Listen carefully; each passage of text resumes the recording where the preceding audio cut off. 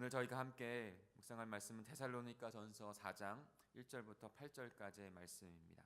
같이 볼까요?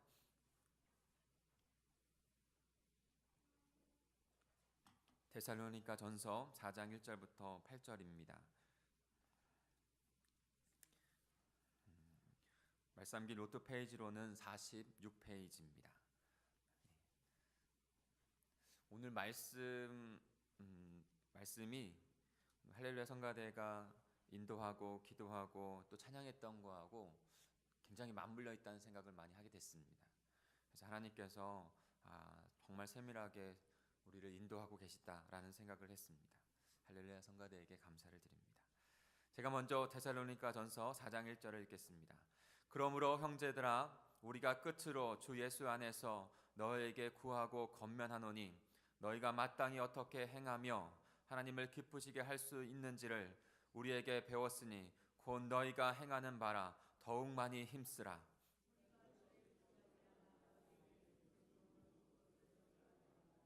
하나님의 뜻은 이것이니 너희의 거룩함이라 곧 음란을 버리고 하나님을 모르는 이방인과 같이 세욕을 하지 말고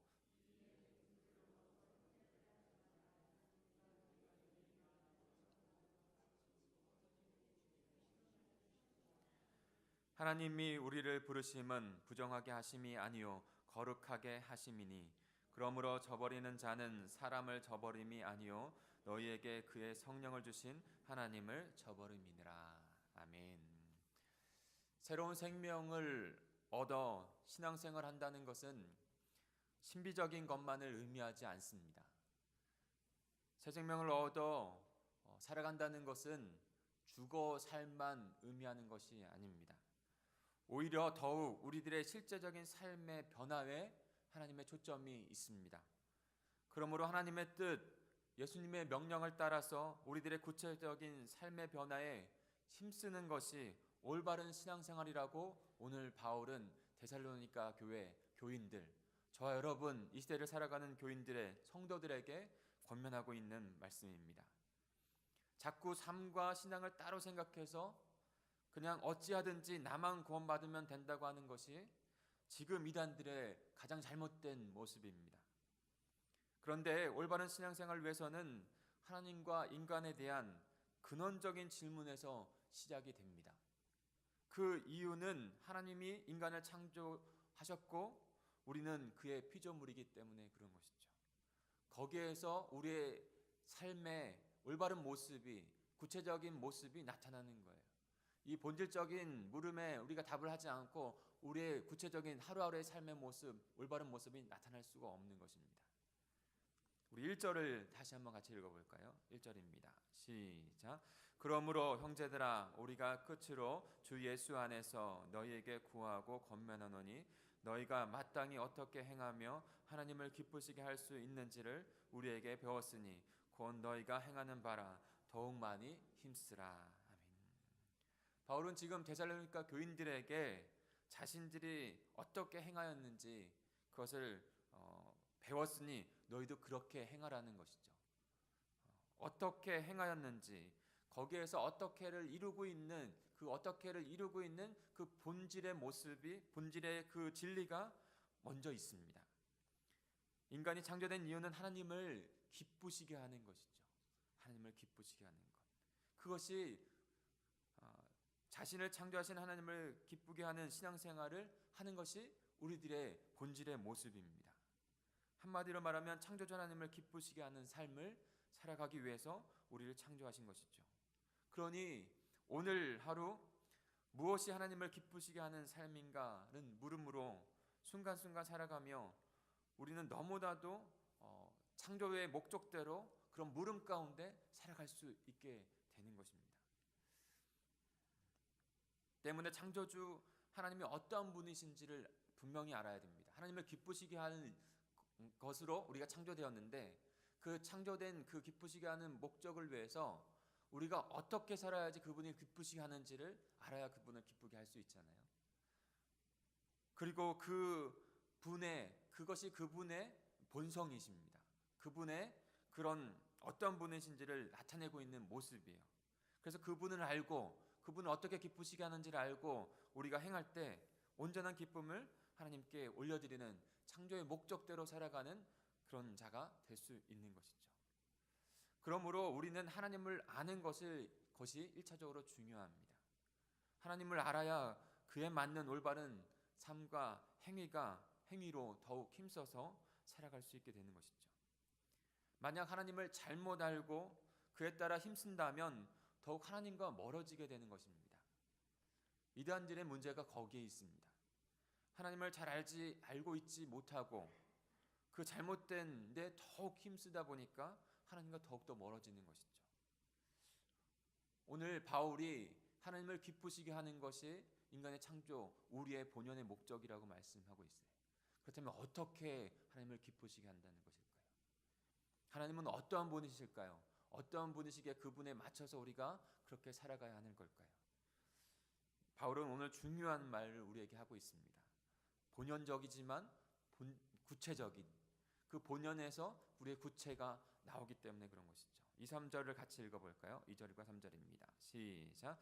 우리가 주 예수로 말미암아 너에게 무슨 명령으로 준 것을 너희가 아느니라. 하나님의 뜻은 이것이니 너의 거룩함이라. 곧 음란을 버리고. 성부 하나님, 성자 하나님, 성령 하나님 삼일체 되신 분은 한 분 하나님이십니다. 삼일체 하나님은 거룩하신 분이세요. 그러므로 예수님의 명령과 하나님의 뜻은 거룩하신 그분 안에서 하나입니다. 예수님의 명령과 하나님의 뜻은 바로 자신의 거룩함을 따라 우리도 거룩하라는 거예요. 내가 거룩하니 너희도 거룩하라는 거예요. 삼일째 되신 아버지 하나님이 거룩하니 그 보배로운 은혜로 거듭난 다시 태어난 하나님의 자녀들인 저와 여러분 모든 성도들의 삶 또한도 그 아버지 거룩하신 아버지에 따라 거룩한 삶을 살아가야 한다라고 말씀해 주고 있습니다. 7절에 보면 하나님이 우리를 부르심은 부정하게 하심이 아니요 거룩하게 하심이라 말씀하고 있습니다. 성도 여러분, 우리가 말씀을 묵상하고 그 말씀 가운데 하루하루 그 삶 가운데 말씀을 붙잡고 살아가는 삶, 거기에서 하나님의 능력이 우리의 삶 가운데 나타난다고 말씀을 드렸지 않습니까? 오늘 하루 거룩이라고 하는 하나님의 거룩이라고 하는 단어를 깊이 묵상해 보지 않으시겠어요? 이 하나님의 거룩이라고 하는 것을 올바로 깨달을 때 거기에서 우리의 모든 문제와 구체적인 삶의 모습들이 나타납니다. 하나님의 거룩하심이 창조의 역사의 중심에 있습니다. 세상적으로 아름답다고 하는 것이 아니라 창조하신 세상과 인간이 거룩하기 때문에 아름답다고 하는 거예요. 그냥 모습으로 아름답다고 하는 것이 아니에요. 하나님의 거룩함이 이 세상 가운데 나타났고 하나님의 거룩함이 인간의 그 형상 가운데 나타났기 때문에 아름답다는 것입니다. 거룩하신 하나님과 죄로 타락한 거룩하지 못한 인간들이 분리되어서 영적인 사망 가운데 놓여진 것이요. 그 거룩이 거기 안에 있어요. 오직 거룩하신 성자 예수님께서 동정녀에게 12월 성탄의 계절인데 이 성탄하셔서 동정녀로 말미암아 성탄하셔서 죄 없이 우리에게 오신 것입니다. 거룩하게 성탄하신 것이죠. 한 점 흠없는 거룩한 어린 양이 되신 그 예수님께서 십자가에서 우리를 위하여 죽으셨기 때문에 그렇게 대속하셨기 때문에 우리의 구원이 완전해진 것입니다. 거룩한 성자 예수님께서 어둠의 권세 그 무덤을 깨뜨리시고 거룩할 수 없는 인간에게 거룩한 부활의 생명을 주셨기에 우리가 산 소망을 가지고 거룩한 백성으로 살아갈 수 있는 거예요. 바울은 그 거룩에 하나님의 거룩으로 구원되어지고 다시 거듭난 하나님의 백성들이 거룩한 삶을 살아가야 한다라고 오늘 말씀하고 있는 것입니다. 하나님의 거룩과 우리의 생명과 우리의 구체적인 삶이 연결되어져 있는 거예요. 그리고 이제 오늘 바울은 그 거룩에서 우리에게 좀 더 구체적인 모습에서 권면을 해주고 있습니다. 우리 4절과 5절을 같이 한번 읽어볼까요? 4절과 5절입니다. 시작. 각각 거룩함과 존귀함으로 자기 아내에 대할 줄을 알고 하나님을 모르는 이방인과 같이 세욕을 따르지 말고. 사랑하는 성도 여러분, 간절히 소망합니다. 오늘 하루 하나님의 거룩을 생각하면서 우리가 어떻게 거룩한 백성이 되어졌고 어떻게 거룩한 백성, 그 하나님을 기쁘시게 하는 그 거룩으로 나아갈지를 한번 깊이 묵상하며 고민하십시오. 그리고 결단하십시오. 특별히 오늘 바울은 그런 대전제 아래서 하나님이 짝지어 주신 부부관계의 삶 안에서 거룩하신 하나님을 따라 거룩함으로 음란을 버리라고 말씀하고 있습니다. 바울은 권면합니다. 각 사람은 자기 아내를 거룩함과 존귀, 존중함으로 대할 줄 알아야 한다는 것이죠. 남편과 아내 사이에서 모든 관계 안에서도 동일합니다. 그러나 특별히 남편과 아내의 관계 가운데 그렇게 말씀하고 있어요. 하나님을 떠나보내고 이방 우상한테 가는 건 그것을 바로 우상 숭배라고 하지만 또 다른 말로 하면 하나님께 음란한 자가 되었다는 말을 의미하지 않습니까?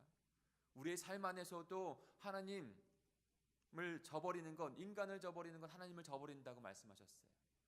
그것이 바로 하나님을 저버리는 것입니다. 그러기에 하나님 앞에 거룩하여지는 건, 인간 앞에 또 다른 우리의 사랑하는 사람들 앞에서 거룩하여지는 건 또한도 하나님께 행하는 행위예요. 하나님을 알지 못하는 이방 사람들과 같이 세욕에 빠지면 안 된다라고 말씀하고 있습니다. 이것들은 거룩하지 못한 것입니다. 부정한 것입니다. 거룩한 하나님과 함께 할 수 없는 것이에요. 사랑하는 성도 여러분, 우리의 삶 안에서 거룩하신 하나님으로 구원받았으니 세밀하게 구체적인 모습까지도 그분을 기쁘시게 하는 거룩한 삶을 살아가기를 결단하시는 이 새벽이 되기를 간절히 축복합니다. 우리 6절들 읽어볼까요? 6절입니다. 시작. 이 일의 분수를 넘어서 형제를 해하지 말라. 이는 우리가 너희에게 미리 말하고 증언한 것과 같이 이 모든 일에 주께서 신원하여 주심이라. 아멘. 말씀에는 난해절이라는 것이 있어요. 난해절. 그래서 신학자들이 그 난해절을 이렇게 표시를 합니다. 6절이 그런 것 같은 절이에요. 이 문맥으로도 잘 파악이 좀 되지 않고 그대로 파악하기도 조금 애매한 6절에 보면 이 일의 분수를 넘어서 형제를 해하지 말라라는 말씀이 있어요. 문맥으로 보면 이 일이라고 하는 것은 십계명에 내 이웃의 재물을 탐하지 말라라는 것이 있거든요. 그것은 본언을 의미하면 다른 사람의 아내를 탐하지 말라는 거예요. 그렇게 연결해서 생각해 본다면, 그리고 그 앞절에서 이방 사람들과 같이 세욕하지 말라고 하는 것, 음란하지 말라고 하는 것을 생각해 본다면 다른 사람의 아내를 탐하지 마라, 그래서 형제를 해하지 말라, 이렇게 해석할 수도 있습니다. 또 다른 어떤 그 신학자들은 이 구절을 이렇게 말을 합니다. 명확하게 나와 있지 않기 때문에 또 다른 학자들은 성도 간에 불공정한 그런 거래로 말미암아 형제를 해하지 말라라고 또 해석하는 사람도 있어요. 그런데 난해 구절은 난해 구절이에요. 그대로 넘어갈 수도 있어야 돼요. 그러나 우리가 분명하게 붙잡아야 되는 중심은 있어요. 무엇입니까? 어찌되었든 분명한 것은 거룩한 하나님을 기쁘시게 하는 삶을 살아야만 한다는 것입니다.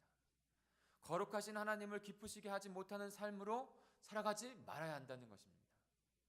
어떠한 경우에든지 어떠한 삶이든지. 그렇지 않으면 모든 죄악에서 주께서 신원하여 주신다는 것이에요. 신원하여 주신다는 뜻은 무엇입니까? 바로 하나님께서 그 죄값대로 제대로 징벌하신다는 것이에요. 하나님께서 징벌하십니다. 그러니 사랑하는 성도 여러분, 그분이 거룩하신 것 같이 거기에서 우리의 모든 행동 양식이 나타납니다. 거룩하신 것 같이 오늘도 그 거룩을 택하고 거룩하신 주님 앞에 서서 그분을 기쁘시게 하는 삶을 살아가는 저와 여러분이 되길 소망합니다. 그것이 하나님과 관계 가운데, 사람과 하나님과의 관계 가운데 나타난다고 말씀하는 거예요. 8절입니다. 그러므로 저버리는 자는 사람을 저버림이 아니요 너희에게 그의 성령을 주신 하나님을 저버리심이라. 우리의 모든 삶의 이유는 하나님을 기쁘시게 하는 것이고 그분은 거룩한 분이고 거룩한 백성으로 우리를 부르셨습니다. 그러니 걸맞게, 그에 걸맞게 거룩한 생활로 주님 앞에, 부르심 앞에 나아가야 합니다. 그런데 그것이 우리 인간과 하나님께서 함께하게 하시는 가족, 우리 이웃, 우리 공동체 안에 삶 안에서 거룩한 행실로 나타나야 한다는 것이죠. 만약에 그것을 그에게 저버리는 것은 그 사람에게 저버리는 것이 아니라 하나님께 저버리는 것이라고 우리에게 말씀해 주고 있습니다. 사랑하는 성도 여러분, 바울이 권면했던 오늘의 말씀, 하나님의 말씀을 마음에 새기고 마땅히 창조의 목적대로 하나님을 기쁘시게 하는 그 목적대로 살아가는 저 여러분이 되길 원합니다. 근데 그것의 가장 큰 그런 방법은, 그런 우리의 삶의 모습은 하나님의 거룩을 이루어가는 것입니다. 거기에서 나타나는 구체적인 모습들로 우리의 삶 가운데, 우리의 관계하는 모든 사람들 가운데 그렇게 이루어가는 것입니다. 그렇게 오늘도 더욱 힘쓰시는, 더욱 애쓰시는 우리 동강의 모든 가족 공동체가 되기를 간절히 축복합니다. 같이 기도하겠습니다.